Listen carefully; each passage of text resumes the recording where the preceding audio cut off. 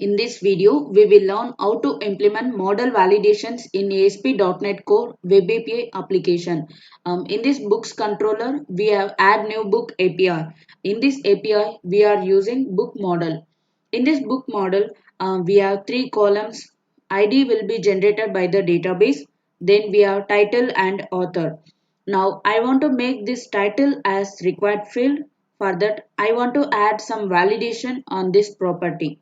As of now, if we will not pass this title in the HTTP request, then this add new book API still work.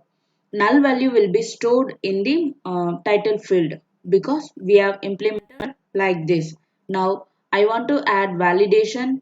In that validation, if the user is not passing any data for this title property or the given data is not valid, then we will give an error to the user. Let's see how we can do that. To work with validation in ASP.NET Core, we have to use this namespace using system.componentModel.data annotations. We can use few attributes using this namespace. Now I will use required attribute on this title property. We need to write required in the square bracket on the above property. That's it. Save and run this application. Open the Postman. Change the method post. This is the URL to add new books. Now choose body, then choose raw and then select JSON type, that is already selected. Okay, here enter author value. Let's say author 7. Then without adding the title, let's click the send button here. You can see here we have 400 bad request status code. In the errors, we have this message. The title field is required. Now go to Visual Studio, stop the execution. Here, other than this required validations, we have n number of validations available in ASP.NET Core. Now, I want to add validation for string length. We have max length, min length, and then string length. So, we can use any one of them.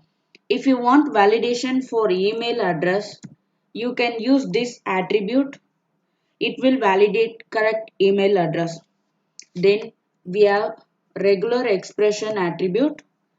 In this attribute, we have to pass regular expression. Then it will validate the property against that regular expression. If you want to customize your error message, then you can do that here. Let's write required. Here error message. See here in Postman, we have this message. The title field is required.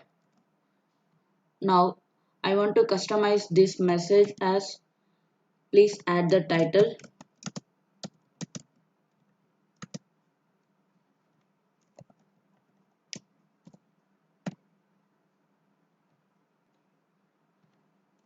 Like this, we can apply more than one validation on single property. Here, if you want to apply string length validation for this title property, you can do that here. Now run this application again in Postman. Click the send button here. See here, now we have the custom error message. This is how we can implement model validations in ASP.NET Core Web API application. Thanks for watching this video.